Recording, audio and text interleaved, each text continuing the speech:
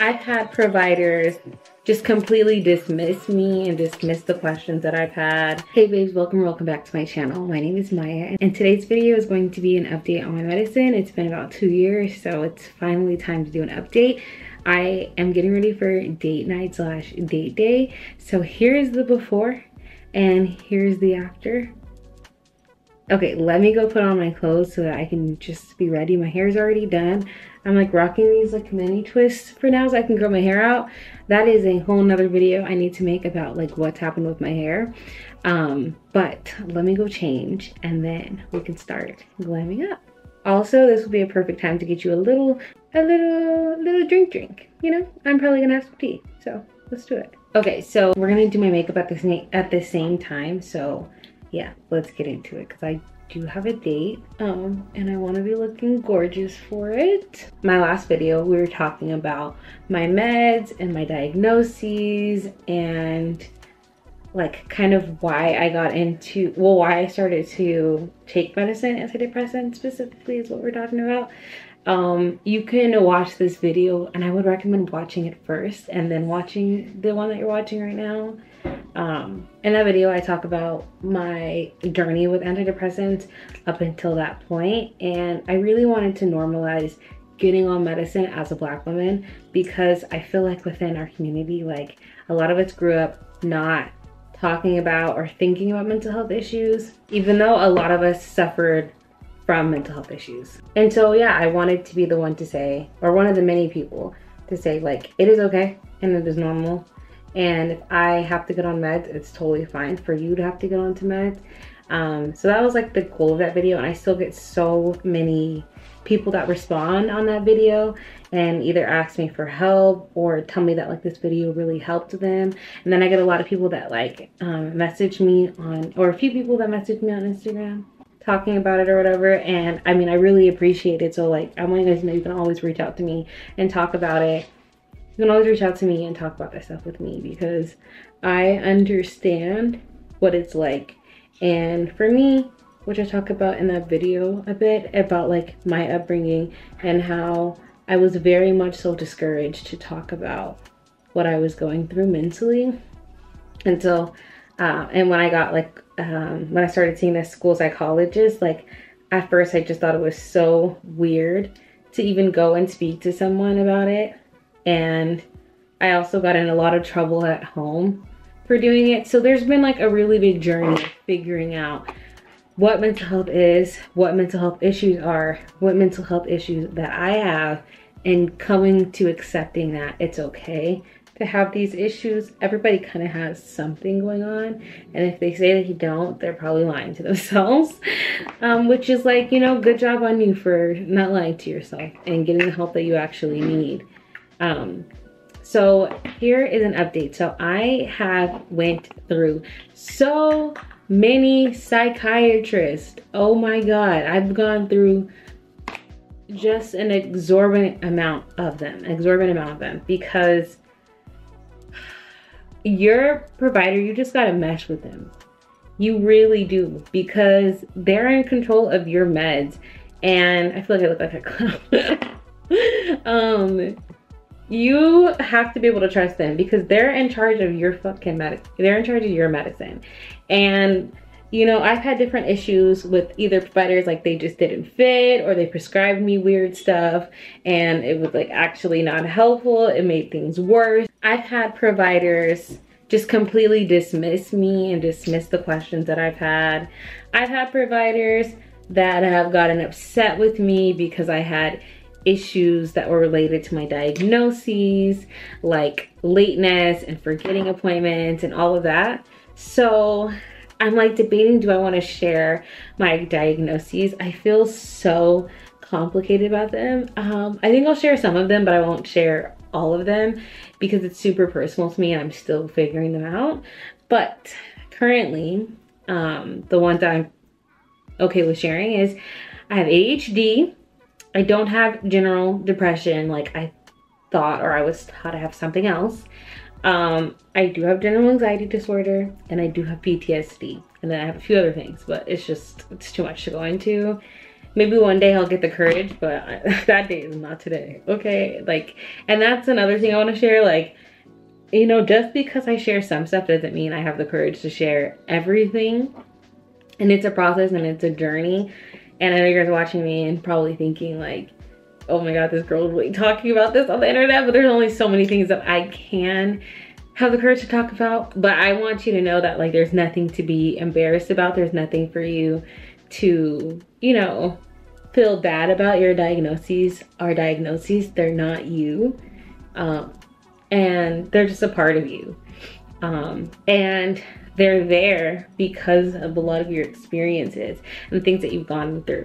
And you wouldn't demonize yourself for taking medicine for a physical ailment. That's seen as like very normal and very fine. So you should do the same when it comes to mental health issues. I'm sorry, I had to figure out my makeup and hope that it's not gonna turn out pink. Sorry, hold on guys.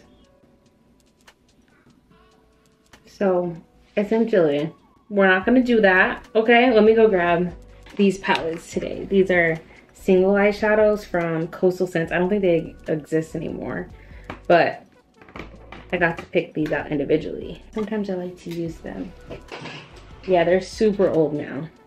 It's falling apart. But yeah, I've had really, really bad experiences on medicine where like my depression got significantly worse. And depression and medically induced depression is really, really different. For me, it was quieter. Like it just kind of like snuck into my subconscious thoughts. And it just made me like very depressed. And I actually had an attempt because of my medicine. So I will say what has saved me is having a partner there along with me as I've gone through these changes, these medication changes, because without my partner, I don't know if I would have made it through that. So I think that's like an important thing of like figuring out, is it like life and death for you?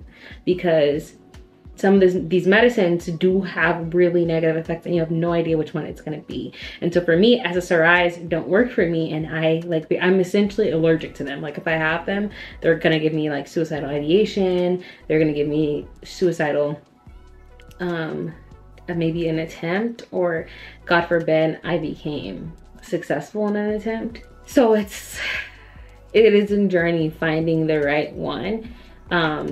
And I think it's something that like a lot of people don't like to talk about, because I mean, it's not fun to talk about. Yeah, I was in a medically induced depressive state that made me want to kill myself, or wanted me to attempt. Like that's not a fun conversation to have. And a lot of people in my life like just don't know that. They don't have any idea. I didn't even know it was an attempt until I talked to my psychiatrist about it. And a part of it is just like learning how to advocate for yourself, because I absolutely knew I wasn't supposed to be on SSRI. I allowed my provider to convince me that it would be fine, and then it wasn't fine, and it wasn't surprising to me that it wasn't fine, because I knew it wasn't gonna be fine. Listening to yourself and demanding that they listen to you is gonna be important. Demanding that your providers listen to you is gonna be important, and it's difficult. Don't get me wrong, it can be super, super difficult to do, because sometimes they just insist that they know better. And like they are the professional, and there are things that you don't know. But if you've had a lot of experiences, negative experiences with certain medications, like I do think that it would be really smart for you to stick to your guns on that and be like, no, like I'm not taking a medicine like that anymore. I'd say especially if you don't have like a strong support system and people that are around you like regularly that would notice differences in you, I would really, really recommend like sticking to your guns about certain things. If there's medications that you feel uncomfortable taking, or dosaging that you don't feel like comfortable taking, or dosing, something like that. Like if you don't feel comfortable with that, you have to stick, like I said, to your guns on that. And it can be difficult, but it's something that's so good for you. Even if you do have a support system, sticking to your guns about what you're comfortable with is still important. And like learning how to advocate for yourself is really, really important for your like long-term health. I haven't done makeup like this in so long, but it came out so pretty. Yeah, so I'd say if there's things that you're uncomfortable with, like really advocate for yourself. And I know that's easier said than done, but I do think it's really important for you to do to keep yourself, because at the end of the day, like, this is your health. Like, this is your health. You should take it as seriously as you would take your physical health. The outcomes of not treating it or treating it in a way that is detrimental to your health has the same effects as if you were doing so with your physical health. And your mental health can manifest itself in physical way, and physical ailments and physical ways. If you're on a medicine like I was that induced a depression, a really violent, difficult depression, like by violent, I would say it came with vengeance. Like, it was like very intense. And it gave me really bad suicidal ideation. I never have issues of like the homicidal, like I never have issues with that. That's never been my thing. I've never ever been like that. And if you are, you know, I'm not judging you, but I definitely urge you to get help, because you don't want to live your life like that. Like, you don't want to deal with that, you know. Even when you're suicidal, you don't want to deal with that, but that's a whole nother level. So I really do encourage you to get medicine if you're having thoughts like that. But also, if you're having thoughts about wanting to harm yourself, you should really, that's not a normal thing to experience. Like, you don't have to experience that, and it's dangerous. And there's long life effects from that, because threshold for if I'm depressed or not is my suicidal ideation, and that's not normal, because that's like the extreme of depression. And so that makes it really hard for me to know when I'm like creeping up into being depressed. It's really hard for me to tell, because I am only using that as an indication. And like, by the time we're there, you're in hot water. Like, it's pretty bad for you to get there. So I would encourage you to get help sooner rather than later. And if you're watching this video, you probably are trying to figure it out. And I would say go to an appointment, but also be aware that this isn't like therapy. Like, this is psychiatry, which means that it goes fast. And if you're contacting them, they're kind of thinking that you're going to want to be on meds. And like, just because they prescribe you stuff doesn't mean you have to pick it up and try it. Doesn't mean that like you have to just get on meds immediately. But going to an appointment is going to give you like the best idea of like what it's actually like and what the provider recommends for you. You could get a provider that might recommend for you to just try therapy out, especially if you've never tried it before. I mean, I've never had that, because I've tried therapy. Like, I haven't done nothing. But like, I don't know, I tried for years to do the whole vitamin shit. I tried to do other things before I went to meds, and I would probably have been better off just going to meds. Even though I will say it's hard to find the right combination, like I said before, and it can be really difficult. I needed to be on meds. I 100% need now also to be on meds. But like, there are really good things. Like, I have a lot of, especially when it comes to like, there's so many of my things that are in my life that are better. Like, my relationship is better because I'm not so depressed. And like, there is a difference when I take my meds versus when I don't take my meds, which makes me sometimes think like, I was just wilding out when I didn't have meds. Like, I don't know how I functioned. I was just extremely disrupted, like self-destructive. And I'm really getting out of my comfort zone. I've been recently getting bored for the first time in like years, since I was like a kid, because before I was always so depressed and I barely had energy for anything.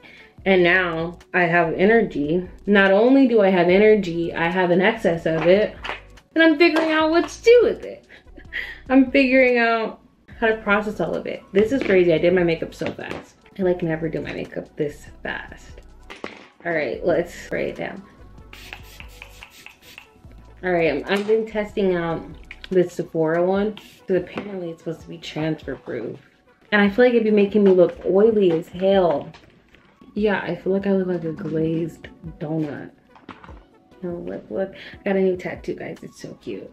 For some reason, a part of me wants to go black, which is a choice. I kind of want to do this purple. Why do I want to do black so bad? It's like I want to do black and then put the purple in the center. That's like not a great idea. Let's do the purple. Let's see, I used to sell this. That's hot. This is the final look. I feel like my makeup came out really cute. Just had my hair in a little bun. my twist. But this is also the end of the update. There are really good things, like my relationship is better. I feel like I have more energy. I've been bored lately because I've had more energy. And so there are pros and cons to getting on medication, and seeing a psychiatrist, you know, can give you the diagnoses that you've been searching for, answers to things that you've been searching for. And so, yeah, it's like a give and take. And so it's really gonna be, do the pros, do the cons outweigh the pros? Like, do what you could be experiencing off of meds and like what that means for you holistically within your life. Is that worse than what can possibly happen if you were on medicine? So basically, like, if you're suicidal, then maybe medicine really is for you, because these other issues that you might possibly face are not as severe as your suicidal, like, ideation or like active suicidal, like your active wish or planning of suicide, if that makes any sense. So yeah, pros and cons. I do think that talking with a professional is the best thing that you can do, so you can get an idea of like what this process looks like, because it is different for everybody. But I hope that I helped. Please leave any questions that you have in the comments. Let me know if there's anything that you want me to cover further in a video, because I don't have any problem doing that. But I want you to know that you're not alone and that I'm here for you. And if you need somebody to vent to, or you need somebody to talk to because there aren't people in your life that are accepting of this, please reach out to me. Sometimes it might take me a little bit to respond, but it's nothing personal, and I will get back to you. I will get back to you, love. I love you, and I hope that you have a great rest of your day or night, depending on what time it is. Let me know in the comments what time you're seeing this at, because I don't know, sometimes it's fun to see like when you guys actually, like, when you actually see the video. But yeah, bye.